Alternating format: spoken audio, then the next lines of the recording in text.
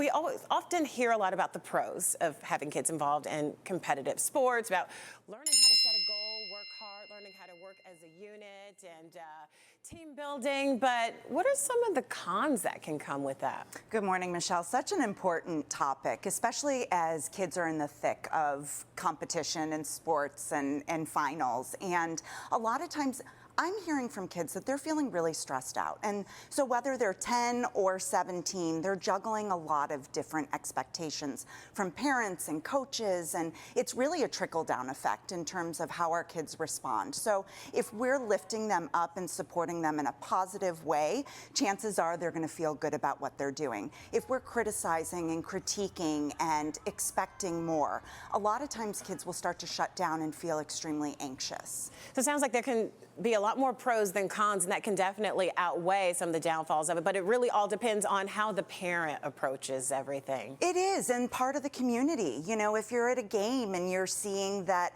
there's a lot of positive feedback that the parents are giving the kids, then it's a really positive environment. If there are parents who are yelling at the other team or the other coach or the ump, then a lot of times it just creates a negative energy, which creates more stress for the kids. Do you think it matters if kids are involved in a team sport or if they're doing something more individual-based, like the spelling bee we just showed? I think it's important to find something that your child feels that they belong to, because that's what's most important. And so whether it's a sport or something independent like art or being able to connect with somebody else and do Legos together, finding something that they feel passionate about rather than projecting our own expectations based on maybe things that we didn't fulfill as children is really important. So what if you can't find anything? What do you do if you feel like your child is just not motivated to get involved and learn something new or work with other kids or teens? Great question. So it's really important to expose them to a lot of different things. But also there are kids that are introverts, and that's okay too. If they really like reading or working independently, that is okay, and we want to nourish that piece of them rather than criticize or feel like, oh my gosh, my kid isn't engaging with other kids.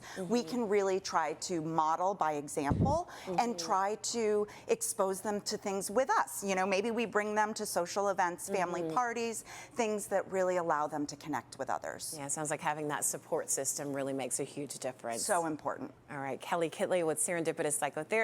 As always, thanks again for being with us this morning. Thank you so much for having me. All right.